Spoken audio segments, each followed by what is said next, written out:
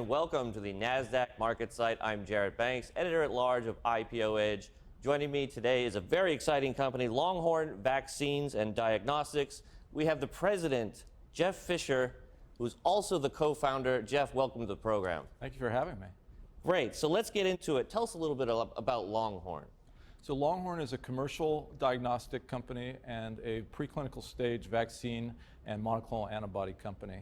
We were started in 2006, preparing for an influenza pandemic. H5N1 was circulating in Asia at the time, and when there were outbreaks in humans, they were killing about 50% of the people. So we decided that we were going to start looking at products that could help diagnose the disease as well as potentially prevent it. All right, great. Very, very fortuitous timing, I would say. Tell us a little bit about your background in infectious diseases. So we have been working on infectious diseases for the last 40 years as a company, mostly looking at bacterial and viral infections and using vaccines and antibodies to prevent them. My co-founder was one of the three people who discovered that antibodies to respiratory syncytial virus, RSV, could be protective and could prevent children from being hospitalized. And so that work led to 3 products that have been FDA approved for preventing and treating RSV in premature babies and now in full-term babies. And so that work then led to trying to do the same thing with bacterial infections, which was a second company. And that company was sold in 2005, and we started this one, and we decided to go after influenza. So we've really been working on these products now for about 40 years. All right, great. Now, what's next, since you saw so much success in testing during the COVID era? So our lead product on the diagnostic side is a product called PrimeStore Molecular Transport Media. It was a new way of collecting samples specifically to test for PCR and sequencing. And what it did was it rendered the sample just down to its nucleic acid, which made it safe, which made it able to be transported at ambient temperature, so no cold chain.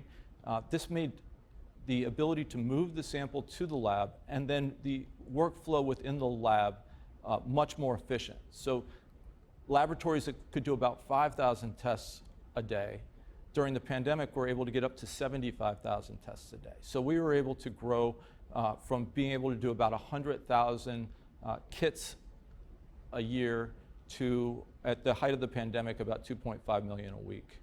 So now, as we move out of the pandemic, this same sample collection works for really all samples and really for all infectious diseases. So it's being used by big labs to run all of their infectious disease testing, whether it be respiratory testing, whether it be sexually transmitted diseases, urinary tract infections, and it's just making their entire process more efficient.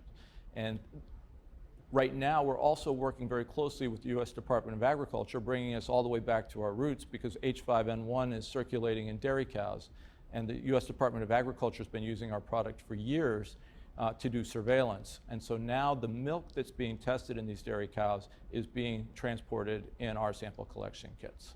It's very important work indeed.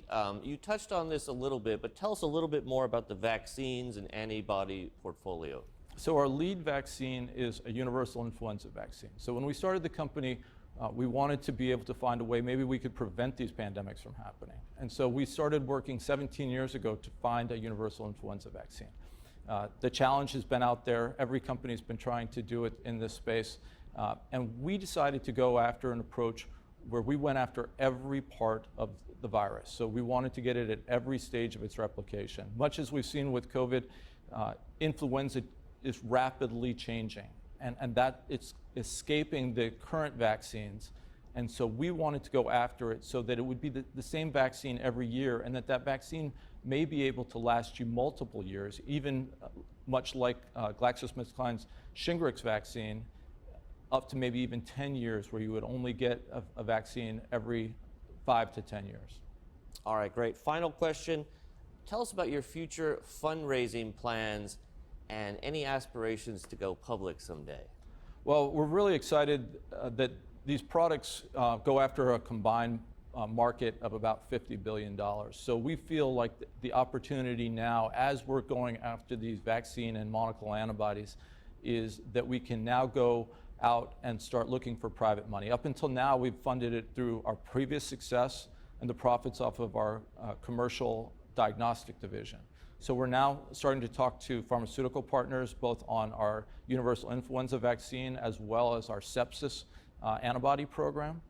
And those are going quite well. We're also talking to some early stage venture capital funds. And then our ultimate goal would be to be back here as a member company and be part of this whole process. All right, fantastic. We'll leave it there. This has been Jeff Fischer, the president of Longhorn Vaccines and Diagnostics. I'm Jarrett Banks, signing off from the Nasdaq market site.